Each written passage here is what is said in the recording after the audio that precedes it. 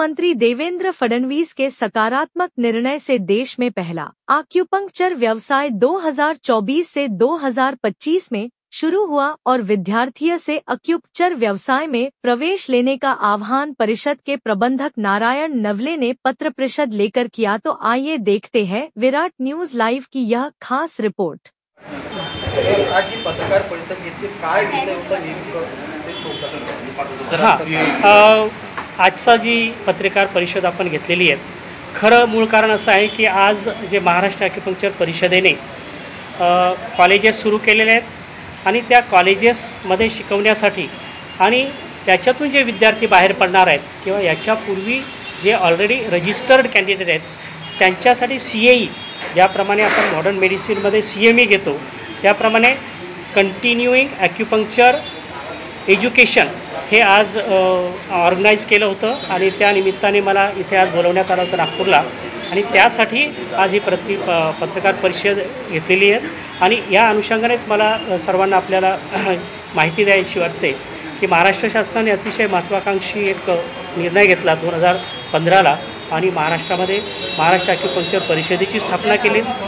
त्यानंतर राज्यातले जेवढे ॲक्युपंक्चरिस्ट असतील, देशातील जेवढे ॲक्युपंक्चरिस्ट असतील त्या ॲक्युपंक्चरिस्टना एकत्र आणून त्यांना नोंदणी देण्यासाठी आपण 10 ऑक्टोबर 2021मध्ये एक पात्रता परीक्षा घेतली ॲक्टमधील तरतुदीनुसार आणि त्यानुसार आज जवळपास 4877 ॲक्युपंक्चरिस्ट व्यवसायींना आपण नोंदणी दिलेली आहेत। आणि त्याचबरोबर या महाराष्ट्रामध्ये म्हणजे प्रथमच म्हणजे देशामध्ये प्रथमच आपण महाराष्ट्र ॲक्युपंक्चर परिषदेमार्फत ॲक्युपंक्चर चिकित्सा पदविका अभ्यासक्रम आपण 2024पासून सुरू केला आहे।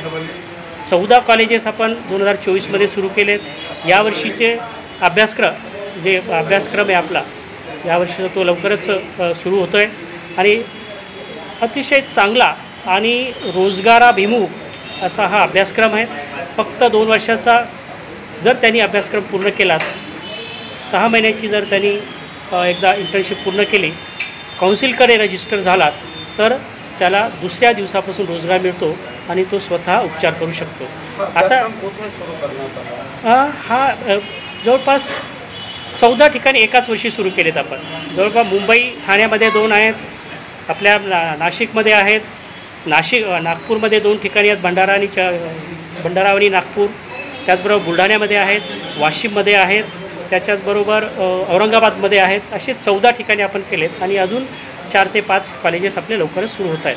आता एकच मला एक आग्रहाचं सांगायचं आहे की महाराष्ट्र शासनाने हा निर्णय घेतल्यानंतर जेवढे ॲक्युपंक्चरिस्ट आज रजिस्टर झालेले आहेत याच्या व्यतिरिक्त जर कुणी ॲक्युपंक्चरिस्ट व्यवसाय करत असेल तर त्याला बोगस डॉक्टर म्हणून त्याचं हे धारणा करायची आणि त्याच्यावर ॲक्शन घ्यावी याबाबतच्या सूचना परिषदेने माझ्यामार्फत सर्व कलेक्टरना दिलेली आहेत। त्याच्यामुळे सर्वांनी ही एक काळजी घ्यायची आहे, जर रजिस्टर नसतील तर त्यांनी यापुढे ॲक्युपंक्चरचा व्यवसाय करू नये।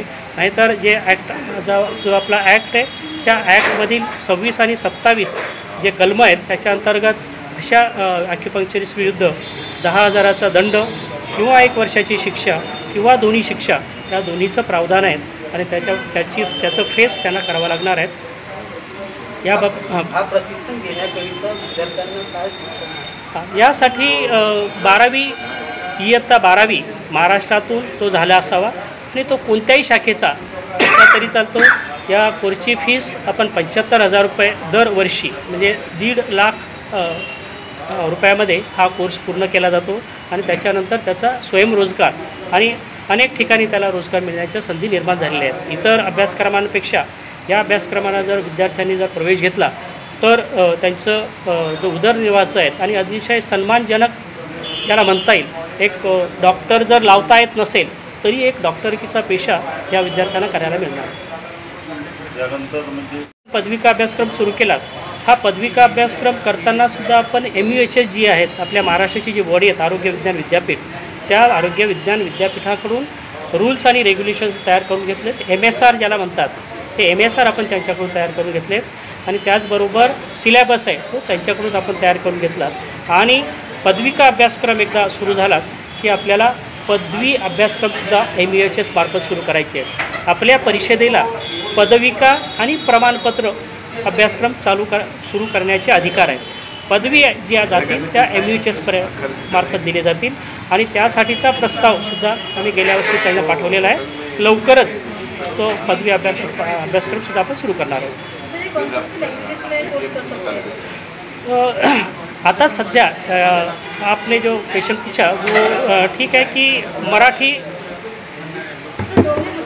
मराठी ही आपल्या महाराष्ट्राची राजभाषा आहे. आपल्याला मराठीत तो कोर्स चालवू शकतो, पण सध्या हा कोर्स इंग्रजीमध्ये चालवला जातो.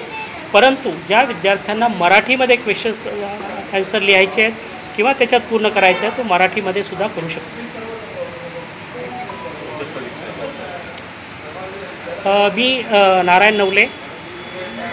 मी खरं तर जवळपास 42 वर्ष वैद्यकीय शिक्षण आणि संशोधन इथे कार्यरत होतो. त्यानंतर या 2012पासून या परिषदेच्या संदर्भात चर्चा सुरू झाली तेव्हापासून मी या परिषदेचं काम पाहतो. 2018पासून मला परिषदेवर प्रबंधक म्हणून नेमलं आणि तेव्हापासून मी हे काम करतो आहे. आता जवळपास 7 ते 8 वर्षापासून 2018पासून मी या परिषदेचा प्रबंधक म्हणून काम बघतो.